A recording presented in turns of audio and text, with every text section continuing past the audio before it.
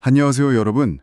혹시 매일 발밑에 두고 사는 이 흙에 대해 진지하게 생각해 보신 적 있으신가요? 정말 매일 밟고 다니는데도 말이죠. 네. 오늘 저희가 함께 살펴볼 자료는요.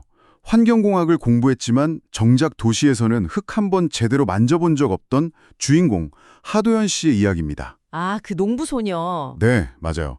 강진이라는 작은 마을로 내려가서 농사를 지으면서 이 흙 속에 숨겨진 깊은 철학을 정말 온몸으로 깨달아가는 과정. 그 농부 소녀와 흙의 철학, 발췌문 1편부터 20편까지를 쭉 따라가 볼 겁니다. 네, 이 하도연 씨는 원래 그 환경 컨설팅 회사에서 일했었죠. 네, 뭐 산을 깎아서 아파트를 짓는다거나 이런 개발 사업이 환경에 미치는 영향을 최소화하는 어찌 보면 좀 모순적인 그런 일을 했던 거예요. 그렇죠.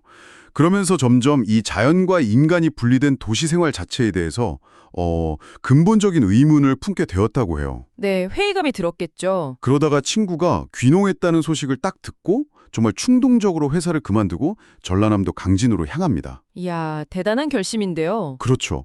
도시의 삶과는 완전히 다른 진짜 흙과의 만남이 여기서부터 시작되는 거죠. 네. 오늘은 하도연 씨의 이 놀라운 여정을 따라가면서 그녀가 흙을 통해서 발견한 깨달음과 지혜가 과연 무엇인지, 그리고 그게 오늘을 사는 우리에게 어떤 의미를 던져주는지 한번 깊이 탐구해 보겠습니다. 아마 예상치 못한 발견이 기다리고 있을지도 모르겠네요. 네, 그럴 것 같습니다. 자, 그럼 한번 시작해 볼까요? 네. 도연 씨가 처음 강진에 도착했을 때 말이죠. 상상했던 그런 농촌의 낭만과는 아주 다른 현실이 펼쳐졌다고 해요. 아, 그렇죠. 현실은 다르죠. 밤새 귓가에 윙윙대는 모기 떼는 기본이고 자고 일어나면 발가락 사이를 막 지렁이가 기어가고 호미질할 때마다 꿈틀거리면서 온갖 벌레들이 튀어나오고 뭐랄까 머릿속으로만 알던 자연과의 공존이라는 게 이렇게 불편하고 구체적인 것일 줄은 몰랐던 거죠. 네, 도시에서는 벌레 한 마리만 봐도 기겁했을 텐데요. 그렇죠. 근데 여기서 흥미로운 지점은 같이 지내시는 할머니의 태도예요. 아, 할머니요? 네, 지렁이는 땅을 좋게 해주는 아주 고마운 존재다. 그리고 잡초 하나를 뽑더라도 미안한 마음을 가져야 한다. 이렇게 가르치시거든요. 아, 벌써 여기서부터 흙과 생명을 대하는 관점이 완전히 다르다는 게 제시되는 거죠. 맞아요. 그 단순한 불편함을 넘어서서 흙이 그냥 흙덩이가 아니라 수많은 생명들이 아주 복잡하게 얽혀 살아가는 하나의 거대한 유기체구나. 이걸 깨닫기 시작하는 거죠. 네네. 뭐 모기, 지렁이, 딱정벌레, 심지어 지네나 뱀까지. 도시에서는 정말 철저히 외면하고 제거해야 할 대상이었던 그런 생명들하고 불편하게 동거를 하면서 아, 인간 역시 그 거대한 생명 그물의 일부일 뿐이구나.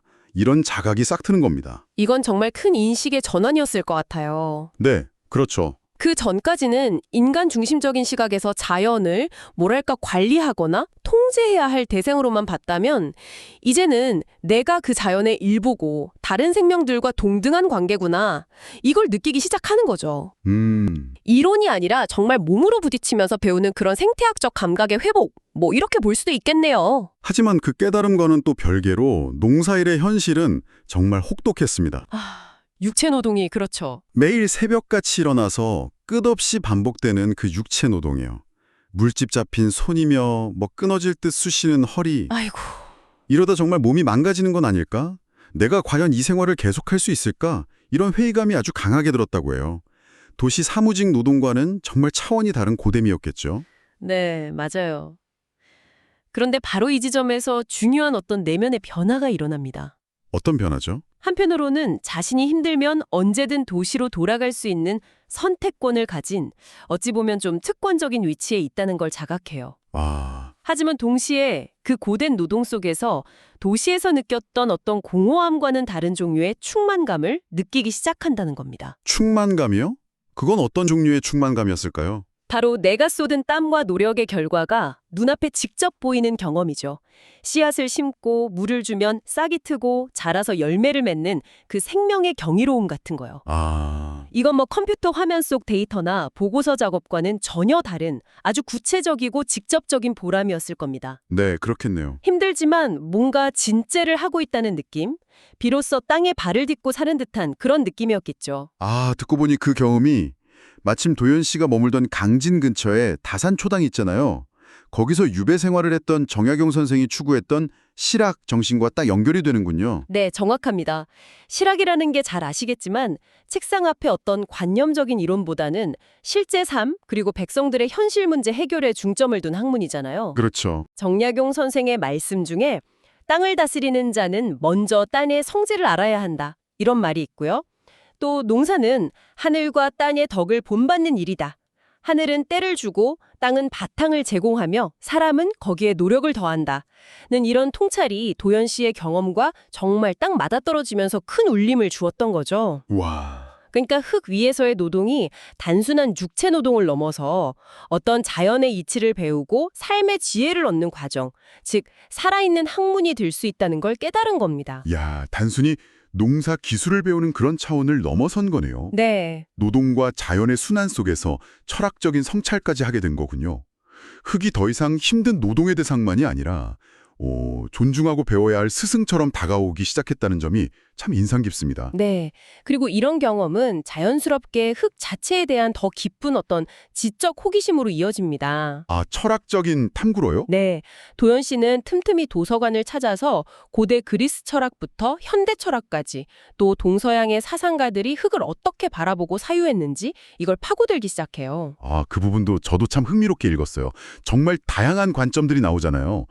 아리스토텔레스부터 음양오행설, 바출라르, 하이데거, 장자까지. 네, 그렇죠. 언뜻 보면 서로 연관 없어 보이는 생각들인데 이걸 흙이라는 키워드로 쫙 꿰뚫어보는 시도가 굉장히 신선했습니다. 네. 예를 들어서 아리스토텔레스는 흙을 만물이 발딛고 서는 안정적인 기반, 그러니까 부동의 토대로 봤습니다. 네. 반면에 동양의 음양오행설에서는 흙, 토를 단순히 물질이 아니라 목화금수, 이 네 가지 기운을 조화시키고 중재하는 중심이자 만물을 길러내는 포용력과 정직함 때문에 믿음, 신을 상징하는 요소로 해석했죠. 아, 오행에서 흙이 믿을 신을 상징한다는 해석, 저는 그게 특히 와닿았어요. 어떠셨는데요? 씨앗을 심으면 거짓 없이 싹을 틔워주는 흙의 정직함, 그리고 계절에 따라서 묵묵히 변화를 받아들이는 그 성질이 믿음이라는 가치와 연결된다는 게 참 그럴듯하게 느껴졌거든요. 네, 그럴 수 있겠네요.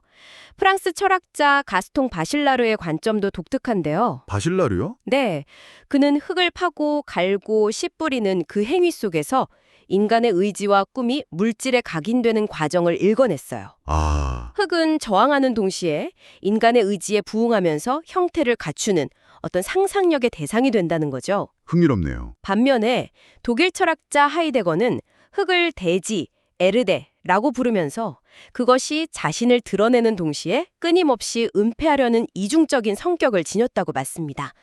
쉽게 파악되지 않는 깊이와 신비를 간직한 존재로 본 거죠. 와, 정말 다양한 시각이네요. 이런 철학적 사유들이 도연 씨의 실제 농사 경험, 그러니까 땀 흘리면서 흙을 만졌던 그 감각과 만나면서 그냥 책 속의 글자가 아니라 정말 살아 숨쉬는 지혜가 되었다는 점, 그게 중요해 보입니다. 맞습니다. 머리로 아는 것과 몸으로 겪는 것이 합쳐지면서 훨씬 깊은 이해에 도달한 거겠죠? 그렇죠. 그리고 철학적 탐구뿐만 아니라 종교적인 만남도 그녀에게 큰 영향을 미칩니다. 아, 종교적인 만남이요? 네, 독실한 기독교 신자인 이웃 박순자 아주머니로부터는 창세기 이야기를 들으면서 흙의 겸손함, 그리고 인간 아담이 히브리어로 붉은 흙, 아다마에서 유래했다는 사실을 통해서 인간의 근원에 대해 다시 생각하게 되죠. 아, 그 흙에서 와서 흙으로 돌아간다? 그 말이군요. 네, 그리고 근처 백년사의 법운 스님과는 불교적인 대화를 나누게 됩니다. 스님과는 어떤 이야기를요? 흙 역시 끊임없이 변하며 생겨나고 사라지는 무상함의 법칙에서 벗어날 수 없다는 것. 그리고 고된 농사일 자체가 마음을 닦는 수행이 될 수 있다는 가르침을 받죠. 아, 노동이 수행이 된다. 네, 특히 진흙 속에서 피어나지만 더러움에 물들지 않는 연꽃의 비유는 힘든 현실 속에서도 맑고 고결한 마음을 지킬 수 있는 어떤 희망을 주었을 겁니다.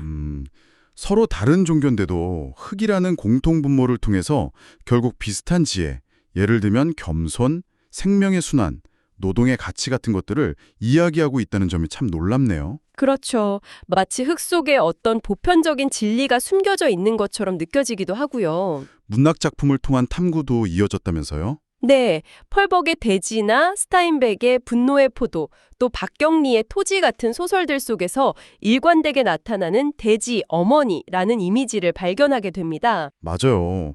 땅이 단순히 농사짓는 공간을 넘어서서 모든 것을 품어주고 길러내는 어머니 같은 존재로 그려지잖아요. 왜 그렇게 많은 문화권에서 공통적으로 흙을 어머니에 비유하는 걸까요? 그건 아마 심리학자 칼 융이 말한 대지모신, 그레이티 머더, 즉 위대한 어머니 원형 개념과 연결될 수 있을 것 같아요. 대지모신 원형이요? 네, 이건 인류의 집단 무의식 속에 아주 깊이 각인된 원초적인 이미지라는 거죠. 바슐라르가 말한 물질 상상력처럼 인간은 본능적으로 흙에서 어머니의 자궁과 같은 어떤 원초적인 안정감, 포근함, 생명력을 느낀다는 겁니다. 어허. 실제로 도연 씨 역시 농사를 지으면서 흙이 마치 자신을 너그럽게 받아주고 지친 몸과 마음을 보듬어주는 어머니처럼 느껴졌다고 고백하는 부분이 나와요. 그렇게 흙과 깊은 교감을 나누면서 드디어 첫 수확의 날을 맞이하는군요. 네. 자신의 손으로 직접 키운 벼를 베는 순간, 그 감동은 정말 대단했겠죠. 그런데 여기서 끝이 아니었어요. 도연 씨는 또 한 번 중요한 깨달음을 얻습니다. 네. 이 수학이 오롯이 자신만의 노력이 아니라 흙과 햇빛, 물, 바람, 그리고 그 안에 사는 수많은 미생물들과의 협력으로 이루어진 결과라는 것을 깨닫는 겁니다. 그리고 수학은 끝이 아니라 다음 세대를 위한 씨앗을 남기고 다시 흙으로 돌아가는 거대한 순환의 한 과정일 뿐이라는 것도요. 인간 중심적인 성취감이 아니라 자연의 거대한 흐름 속에서 겸손함을 배우는 거군요. 그렇죠. 겨울이 오면서 농사일은 잠시 멈췄지만 배움은 계속됩니다. 월출산 동굴에서 홀로 수행하시는 현공 스님을 만나서는 겨울 흙의 지혜를 배우죠. 겨울 흙의 지혜요. 네, 겉은 차갑게 얼어붙은 듯 보이지만 그 속에서는 다음의 봄을 위한 생명의 온기가 조용히 꿈틀대고 있다는 것. 그런 걸 배우는 거죠. 멈춘 게 아니라 중계하는 시간이군요. 네. 그리고 고려청자를 재현하시는 도공 김 선생님을 통해서는 흙의 또 다른 변신을 목격합니다. 도자기요? 네, 평범한 흙이 물과 인간의 손길 그리고 뜨거운 불을 만나서 아름다운 예술작품으로 승화하는 과정. 그걸 보면서 생명을 키우는 농업의 흙뿐만 아니라 문화와 예술의 재료가 되는 흙의 무한한 가능성을 보게 되는 겁니다. 와, 흙에 대한 이해가 점점 더 넓어지네요. 네, 이것은 흙에 대한 이해를 더욱 확장시키는 계기가 되었을 겁니다. 하지만 그렇게 평화로운 시간만 있었던 건 아니죠? 맞습니다. 어느 겨울 기록적인 폭우가 쏟아지면서 끔찍한 재난이 닥치죠. 근처에 새로 조성된 산업단지 건설 때문에 벌목된 산에서 엄청난 양의 흙이 쓸려 내려와서 산사태와 홍수를 일으키고 마을을 덮칩니다. 아이고, 이건 정말 충격적인 사건이었겠는데요. 그렇죠. 어머니처럼 포근하게 느껴졌던 그 흙이 인간의 어떤 무분별한 계벌 때문에 제자리를 잃고 분노한 듯이 마을을 파괴하는 모습이니까요. 네, 도연 씨는 환경공학도로서의 지식과 또 농부로서의 경험을 통해서 이것이 단순한 자연재해가 아니라 인간이 자연의 순리를 거스른 대가, 어쩌면 흙의 반란일 수 있겠다, 이렇게 직감합니다. 흙의 반란이라. 이 재해를 조사하는 과정에서 지질학자 이석진 교수를 만나게 되는데 여기서 또 다른 차원의 이야기가 펼쳐집니다. 딥타임이라는 개념이 나오죠. 네, 딥타임. 깊은 시간이라는 건데요. 이건 우리 인간의 시간 감각과는 정말 비교도 안 되는 수억 년 단위의 지질학적 시간을 의미합니다. 수억 년이요? 와, 이 교수는 흙이라는 것이 단순히 우리가 농사짓는 표토층뿐만 아니라 지구 전체의 역사와 함께 형성되고 진화해온 존재라는 것을 설명해 주죠. 생명의 역사와 흙의 역사는 분리될 수 없다는 겁니다. 갑자기 관점의 스케일이 어마어마하게 커지네요. 네, 그렇죠. 더 놀라운 사실도 알게 됩니다. 인간 활동, 특히 지하수를 과도하게 퍼올리는 것이 지구 자전축의 기울기에 아주 미세하지만 영향을 미친다는 연구 결과가 있다는 것. 네, 지하수 사용이 자전축이에요? 네. 그리고 이미 기후변화로 인해서 해수면이 상승하면서 투발루나 방글라데시 같은 저지대 국가에서는 삶의 터전을 잃고 떠나는 기후난민이 발생하고 있다는 충격적인 현실도 알게 되죠. 강진에서의 개인적인 농사 경험이 이렇게 지구 전체의 문제와 직접적으로 연결되는 순간인 겁니다. 이야기가 여기서 더 신비로운 방향으로 흘러가더라고요. 도연 씨가 땅과 대화하는 능력을 지녔다는 이철산 할아버지를 만나게 되면서부터죠. 그 할아버지. 네. 이 할아버지는 땅에도 고유한 기운이나 정령 같은 것이 있고 감정을 느낀다고 말합니다. 그리고 겸손함과 인내심, 순수한 마음을 가지면 그 땅의 목소리를 들을 수 있다고 가르쳐주죠. 처음에는 도연 씨도 반신반의했을 거예요. 과학적 사고방식에 익숙했던 사람에게는 너무 비현실적인 이야기처럼 들렸겠죠. 네, 그렇죠. 하지만 할아버지의 가르침에 따라서 꾸준히 땅의 기운을 느끼려고 노력하고 집중하는 연습을 합니다. 그러다가 정말로 할아버지가 말로만 알려준 깊은 산속의 약수터 위치를 땅에 이끄는 듯한 감각에 의존해서 찾아내는 경험을 하죠. 아니, 그게 가능한가요? 정말로 땅의 목소리를 들었다는 걸까요? 글쎄요. 그걸 꼭 목소리라고 표현해야 할지는 모르겠습니다. 하지만 이 이야기가 시사하는 바는 중요하다고 봐요. 어떤 점에서요? 어쩌면 이것은 단순한 미신이 아니라 현대 도시 문명 속에서 우리가 잃어버렸거나 퇴화된 어떤 종류의 생태적 감각, 자연과의 교감 능력일 수도 있다는 거죠. 아, 우리 조상들에게는 어쩌면 당연했을지도 모르는 그런 감각 말입니다. 도연 씨의 경험은 그런 잠재된 감각이 회복될 수 있다는 가능성을 보여주는 것일 수도 있습니다. 흥미로운 관점이네요. 잃어버린 감각의 회복기라. 그러던 중에 또 한 번 큰 사건이 터지죠. 일본에서 대규모 지진과 함께 후지산이 폭발하는 엄청난 자연재해가 발생합니다. 네, 그렇죠. 그리고 이철산 할아버지는 이 사건을 두고 땅이 몹시 불안해하고 있다. 마그마는 땅의 피와 같은데 지금 그 분노가 끓어오르고 있다. 이렇게 말씀하세요. 땅의 분노? 네. 도연 씨는 이것이 단순히 일본만의 문제가 아니라 지구 전체의 땅이 인간 활동으로 인해서 스트레스를 받고 있으며 강력한 경고를 보내고 있는 것일 수 있다고 직감하죠. 심지어 화산재가 바람을 타고 수백 킬로미터 떨어진 강진까지 날아오는 것을 보면서 생명을 키우는 언원이 같던 흙이 때로는 모든 것을 파괴하고 뒤엎는 분노한 신과 같은 얼굴도 가지고 있구나. 이걸 실감합니다. 창조와 파괴가 순환하는 흙의 또 다른 모습이죠. 이런 정말 강렬한 경험과 깊은 통찰들을 쭉 쌓아온 도연 씨에게 새로운 제안이 들어옵니다. 어떤 제안이죠? 그녀의 경험과 생각을 눈여겨본 조명희 교수라는 분이 이것을 학문적으로 좀 체계화해보는 것이 어떻겠냐 이렇게 권유하는 거죠. 아하, 학문으로의 귀환이군요. 네. 그래서 도연 씨는 큰 결심을 합니다. 농부로서의 삶을 잠시 접고 흙의 철학이라는 주제로 서울대학과 박사과정에 진학하기로 하죠. 농부 하도연에서 연구자 하도연으로 또 다른 전환점을 맞이하는 거네요. 그렇습니다. 그리고 여기서 정말 놀라운 시도가 이루어지는데요. 박사과정 중에 여주 이천 신도시 개발 부지 조사 프로젝트에 참여하게 되는데 이때 강진의 그 이철산 할아버지를 초빙해서 함께 일종의 체감적 지질조사법이라는 것을 시도해보는 거예요. 체감적 지질조사법이요? 그건 뭔가요? 그러니까 할아버지의 그 직관적인 능력 있잖아요. 땅의 기운을 느끼고 물길이나 집안 상태를 감지하는 능력, 네네. 그거랑 도연 씨의 좀 더 분석적인 감각, 그리고 최첨단 지질조사 장비를 동원한 과학적 데이터를 결합하는 방식인 거죠. 와, 정말 파격적인 접근인데요. 과학과 직관의 만남이라니. 그렇죠. 결과는 어땠을 것 같으세요? 글쎄요. 설마 그 할아버지의 감각이 정말 맞았을까요? 놀랍게도요. 할아버지나 도연 씨가 감각적으로 여기 집안이 약하다 또는 여기에 수맥이 흐른다고 지적한 지점들이 실제 시추나 물리탐사 결과와 90% 이상 일치했다고 합니다. 90% 이상이요? 와, 네, 과학적으로는 설명하기 어려운 그들의 감이 객관적인 데이터로 검증된 셈이죠.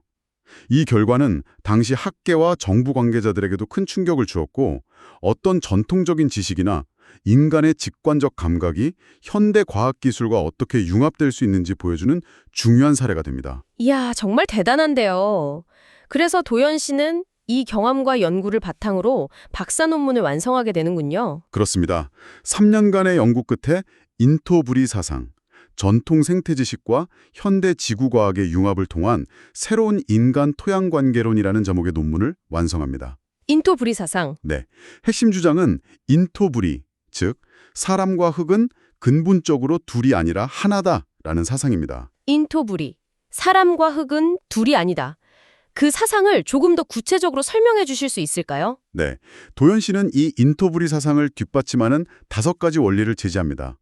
첫째는 연결성, 커넥티비티. 인간과 흙은 물리적으로나 에너지적으로 서로 연결되어 있다는 것이고요. 네. 둘째는 소통성, communicability.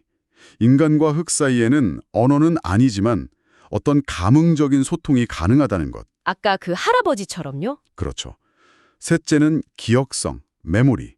흙은 자연의 변화뿐만 아니라 인간 활동의 역사까지도 기록하고 기억한다는 것. 흙이 기억한다. 넷째는 상호성, reciprocity. 인간과 흙은 서로 영향을 주고받는 윤리적인 관계에 있다는 것. 마지막으로 다섯째는 공존성, coexistence. 인간과 흙의 지속 가능한 미래는 분리가 아닌 통합과 공존을 통해서만 가능하다는 것입니다. 연결성, 소통성, 기억성, 상호성, 공전성. 와, 이게 단순히 어떤 철학적인 선언이 아니라 자신의 경험과 또 이철산 할아버지의 지혜, 그리고 과학적인 연구 결과를 종합해서 이끌어낸 원리들이군요. 맞습니다. 그녀는 이 인토부리 사상이 단순한 관념이 아니라 실증적인 연구와 체험으로 뒷받침될 수 있는 인간과 자연의 관계를 바라보는 새로운 패러다임이 될 수 있다고 강력하게 주장합니다. 네. 그리고 이 논문은 심사위원 만장일치로 통과되죠. 와, 정말 감동적인데요. 환경공학도에서 농부로 그리고 다시 연구자로 변신하면서 흙과의 그 깊은 만남을 통해 얻은 깨달음을 인토불이라는 사상으로 집대성하고 이제 그것을 세상에 알리는 새로운 출발선에 선 거네요. 네. 개인의 어떤 영적인 체험과 지적 탐구가 결합되어서 사회적인 메시지와 학문적인 성과로까지 이어진 아주 의미 있는 여정이라고 할 수 있습니다. 특히 전통 지혜와 개윤의 직관 그리고 현대 과학을 어떤 편견 없이 융합하려는 시도가 매우 인상적입니다. 네, 오늘 전에는 하도연이라는 한 인물이 흙을 통해 자신과 세상을 새롭게 발견하고 나아가 사람과 흙은 둘이 아니다라는 인투부리 사상을 정립하기까지의 과정을 따라가 보았습니다. 밑에 흙이 단순한 물질이 아니라 생명과 기억 또 감정을 지닌 존재이며 우리와 분리될 수 없는 하나라는 메시지가 참 깊은 울림을 주네요. 네, 맞습니다. 기후 위기나 생태계 파괴가 점점 심각해지는 이 시대에 우리가 오랫동안 잃고 지냈던 자연과의 근원적인 연결성을 어떻게 회복할 수 있을지 이걸 다시 한번 고민하게 만드는 이야기였습니다. 그렇죠. 하도연 씨의 여정은 그 회복이 개인적인 차원을 넘어서 사회 전체의 인식 변화로 이어질 수 있다는 어떤 희망을 보여주는 것 같습니다. 여러분은 오늘 이야기 어떻게 들으셨나요? 혹시 이 이야기가 여러분의 발밑에 있는 흙 그리고 주변의 자연을 조금 다른 시선으로 바라보는 계기가 되었으면 합니다. 마지막으로 이런 질문 한번 던져보고 싶네요. 우리가 하도연 씨나 이철산 할아버지처럼 땅과 직접 대화할 수는 없을지라도 일상 속에서 흙이나 자연이 보내는 작은 신호들에 좀 더 귀 기울여 볼 수는 있지 않을까요? 예를 들면 어떤 걸까요? 예를 들어서 도시의 공원이라도 좋으니까 잠시 신발을 벗고 맨발로 흙을 밟아본다거나 아니면 아파트 베란다의 작은 화분 속 흙의 감촉과 냄새를 가만히 느껴보는 것만으로도 우리가 잊고 있던 어떤 근원적인 감각이나 연결고리를 다시 발견하게 될지도 모릅니다. 여러분의 생각은 어떠신가요? 네, 좋은 질문이네요. 오늘 저희가 준비한 이야기는 여기까지입니다. 다음 시간에도 여러분의 지적 호기심을 자극할 흥미로운 탐구로 다시 찾아뵙겠습니다.